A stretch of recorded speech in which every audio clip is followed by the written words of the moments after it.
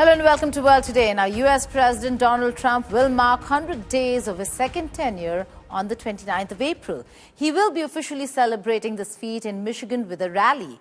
It has been a roller coaster first 100 days, which entailed a series of executive orders and policy decisions that have left people and economies spinning.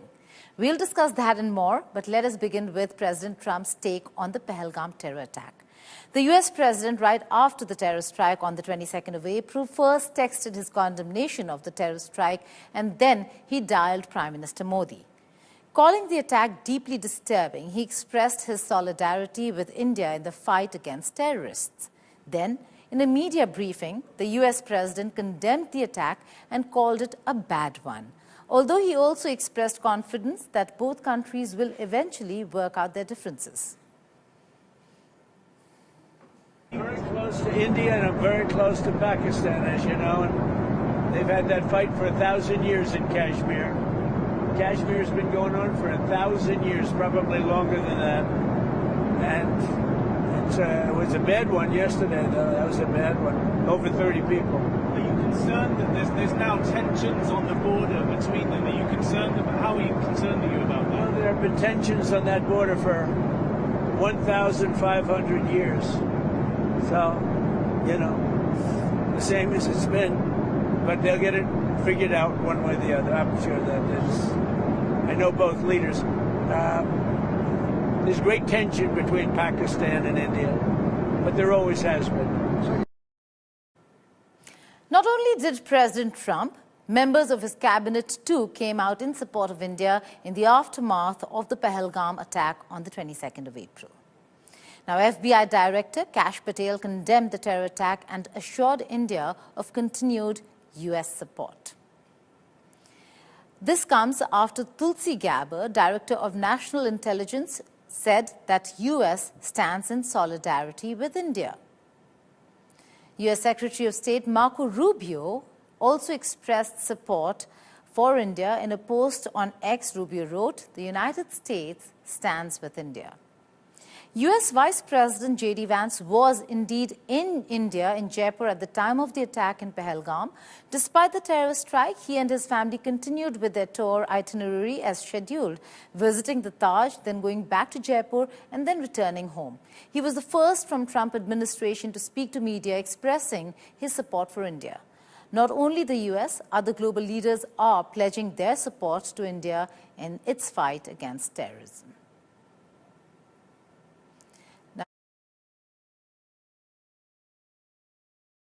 I want to just, of course, issue our condolences to the people of Kashmir who were affected by this terrible terrorist attack.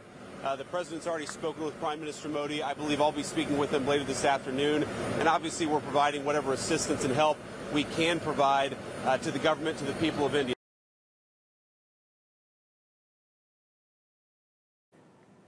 Now, India's oldest friend, Russia, sent a condolence letter to the president and prime minister, strongly condemning the terror attack in Pahalgam. The Russian president, President Vladimir Putin, called it an act of brutal crime.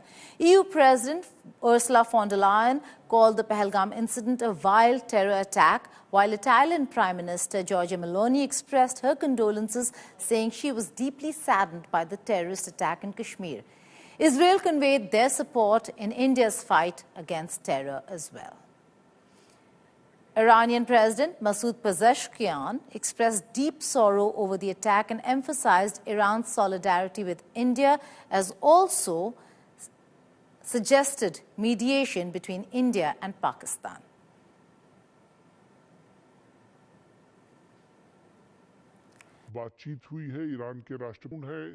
Those are reactions that have come from across the world, from Iran to various other countries that have showed solidarity and support for India. But it was Iran that has also offered its good offices to mediate between India and Pakistan.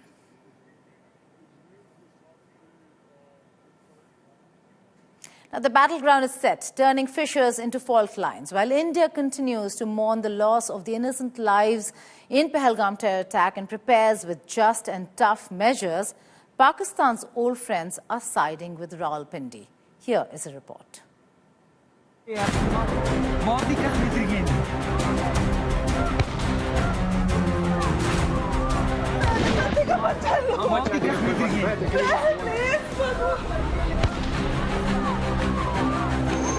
Amid growing tensions after the deadly Pahalgam terror attack, India faces a new challenge. Not just from Pakistan, but from its backers, Turkey and China. As the world calls for restraint, Pakistan's allies are swiftly stepping in with weapons, not peace. Just days after the terror strike in Pahalgam, which killed 26 tourists, Turkey has reportedly dispatched military cargo to Pakistan. A Turkish Air Force C-130 Hercules landed in Karachi, reportedly loaded with combat equipment. Turkey later clarified that only a single transport aircraft departed from Turkey and landed in Pakistan for refueling purposes, after which it continued along its designated route. Even then, it has fueled India's anger as it is being considered as Turkey's betrayal. In 2023, when Turkey was devastated by one of the deadliest earthquakes, it was India that rushed in first. Under Operation Dost, Indian teams flew into Turkey within hours, pulling survivors from rubble, setting up hospitals and delivering aid. Meanwhile, Pakistan's all-weather ally, China, has urged both nations to show restraint. China welcomes all measures conducive to cooling down the current situation and supports an impartial investigation as soon as possible. As a common neighbor of both India and Pakistan, China hopes that India and Pakistan will exercise restraint and meet each other halfway. We should properly handle relevant differences through dialogue and consultation and jointly safeguard regional peace and stability.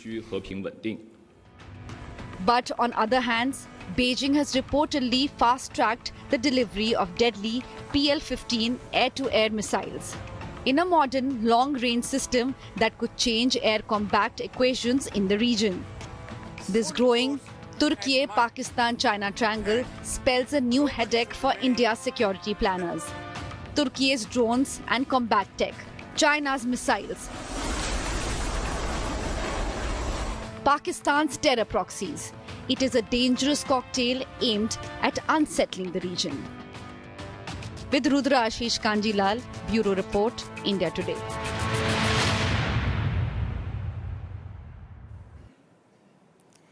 As the world unites in solidarity with India, protests are erupting globally, condemning Pakistan-based terrorism and honoring the 26 lives lost in the Pahalgam terror attack on the 22nd of April. From Finland to London, people are out demanding justice and a strong fight against terrorism.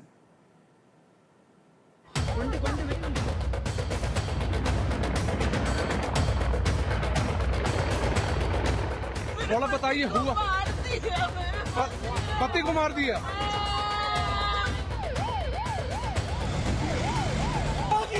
मुर्दाबाद मुर्दाबाद The world is standing with India in this fight against terrorism.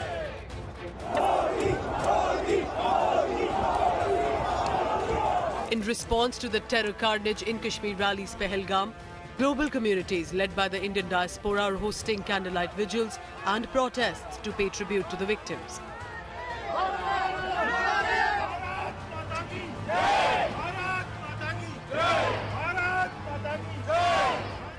The Indian diaspora gathered outside the Indian High Commission in London, holding a vigil to remember the Pahalgam attack victims.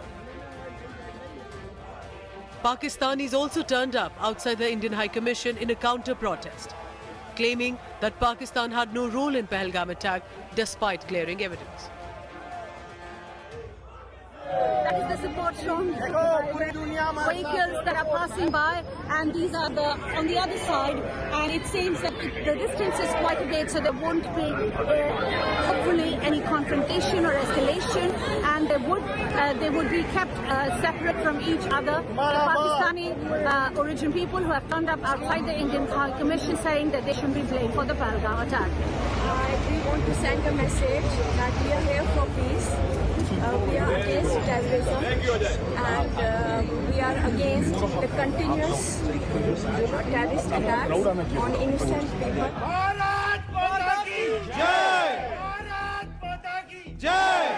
Meanwhile, in Toronto, Canada, a protest was held by the Indo-Canadian community and joined by multi-ethnicities and nationalities against Pakistan-sponsored terror carnage. People from the Baloch community, all different communities coming together to say, you know, we stand with the victims of the terrorist attack, not the perpetrator, because Kashmiri Hindus have faced, 7 genocides in their history, going as most recently as 1990, and if we don't stand up and if the world doesn't take a strong position, they could face an 8th. With Lavina Tandon from London, Bureau Report, India Today. Indian government is fighting misinformation on multiple fronts. After the Pahalgam terror attack, Pakistan-based YouTube channels have been banned for disseminating provocative and communally sensitive content, false and misleading narratives, and misinformation. Pakistani cricketer Shoaib Akhtar's YouTube channel is banned. Pakistani channels, including those belonging to Arzu Kazmi and Syed Muzammil Shah, have been restricted for Indian YouTube users. Apart from YouTubers, popular Pakistani channels like ARY News, Dawn News, Sama TV and Geo News are also banned in India now. On the other hand, international media is not reporting the facts in their true spirit and the way they would other such terror attacks. My colleague Pooja Shali explains Western media's biased coverage of the Pahalgam terror attack. Watch. Shock and anger after 20 tourists killed by gunmen. Who is shocked? Who is in anger? What kind of tourists? And gunmen asked what? They asked for Islamic verses to be recited.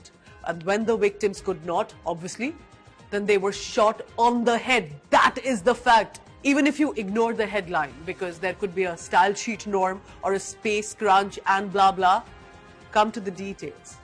24 people. Why could even an elaborate caption with enough space to write not mention that these 24 people were 23 Hindus, 2 Christians, killed at ease, identified and hit at point-blank range in a jihadist attack? NYT adds that it is a terror attack, but only in quotes. Because, well, the Indian Prime Minister said so. Otherwise, not so much, we are not very sure. At least 24 tourists gunned down by militants in Kashmir. Every word here is so problematic. Not simply 24 tourists randomly shot 24 Indians in their own country, checked and confirmed as non-Muslims, targeted on religion basis by radical jihadists, massacred, sent from Pakistan to identify and target them.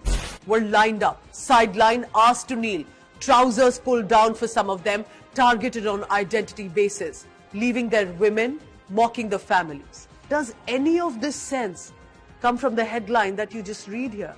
The world is taking note. The world's leaders are speaking and acknowledging. Why are then some in international media either soft peddling and honestly not even reporting at a mass level as this should have been? The Associated Press and other foreign agencies are more interested to use safe words. But their focus still is to ensure writing rather India administered, India controlled, rather than detail what unfolded in Pahalgam. First of all, let me break some misconception for you once and hopefully for all. There is no Indian-occupied Kashmir. That's ignorance. Kashmir is the land of Shaivism, Lord Shiva and Ma Parvati, even before Islam was born.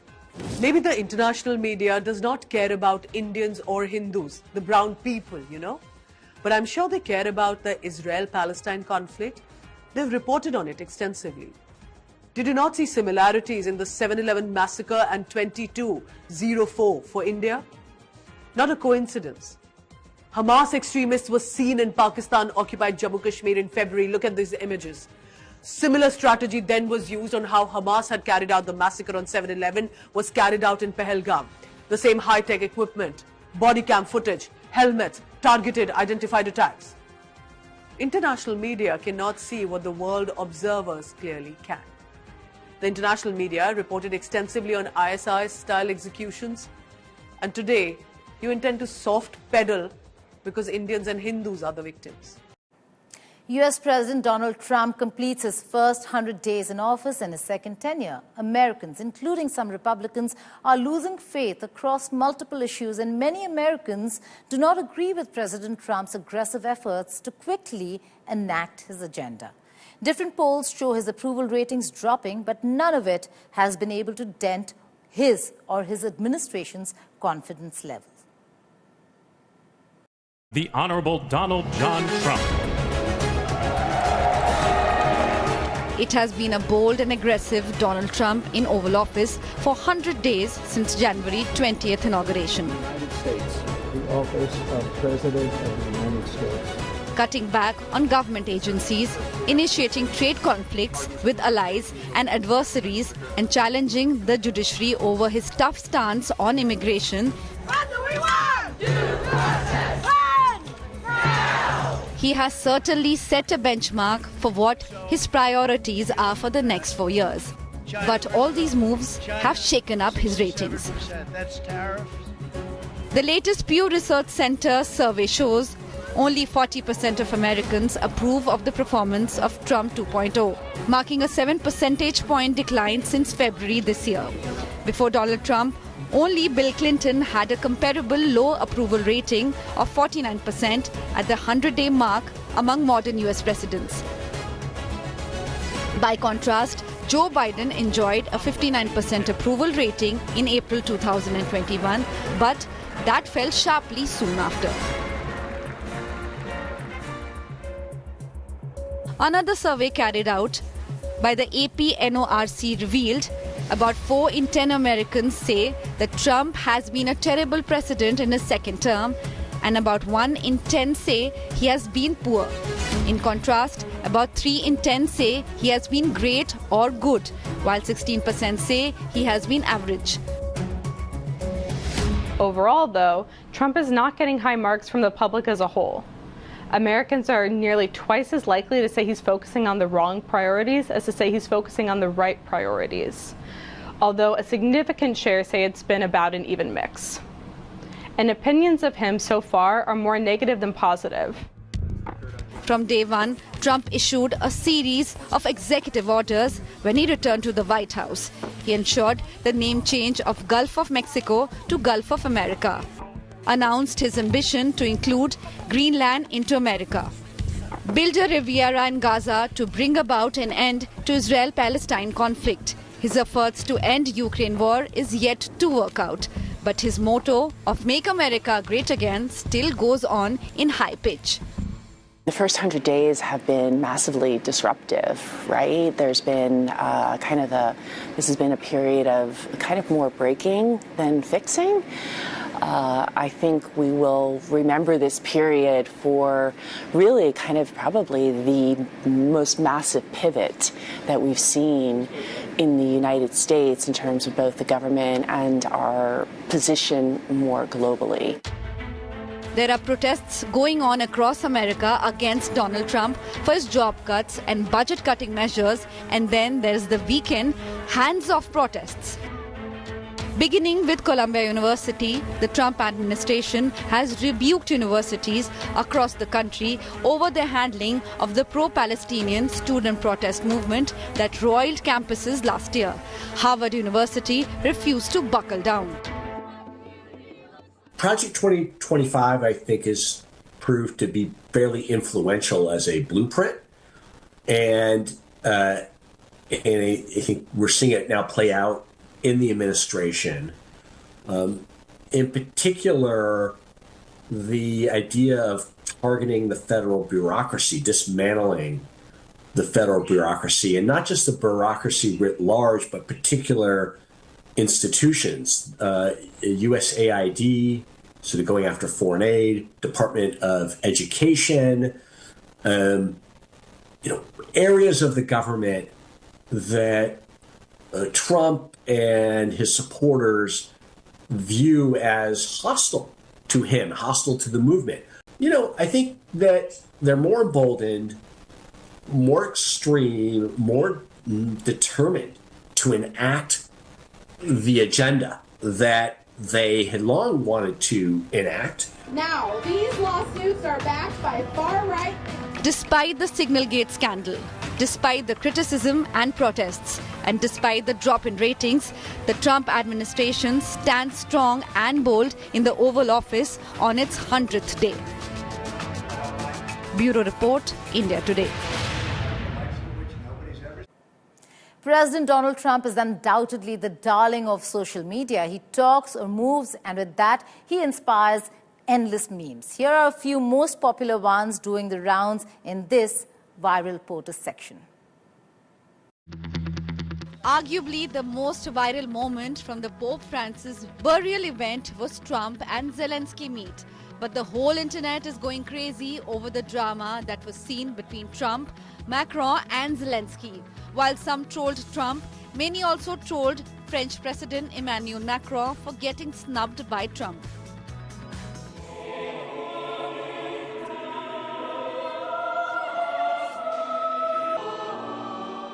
At the Vatican somber event of Pope's burial, presidents of US and France were having an awkward handshake, which has gone viral for all the wrong reasons. US President Donald Trump is being heavily trolled on social media for wearing blue color suit for the funeral event. At the same time, we also supported Trump and pointed out several other leaders who appeared in different shades of suit and not black alone. Donald Trump's sleeping photo is going viral like a fire. In this picture, we can see Trump sleeping beside his wife, US First Lady Melania Trump. The photo is viral on social media, drawing criticism from netizens. Who's that picture on there? That is Joe Biden, and it says, "Let's go, Brandon." Roasting his predecessor in the Oval Office is nothing new. And each time Donald Trump does it, netizens make it viral. Who's that picture on there?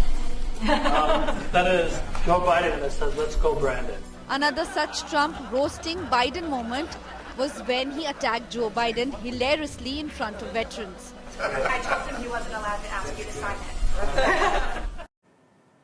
And here are some other stories making headlines across the globe in World at a Glance.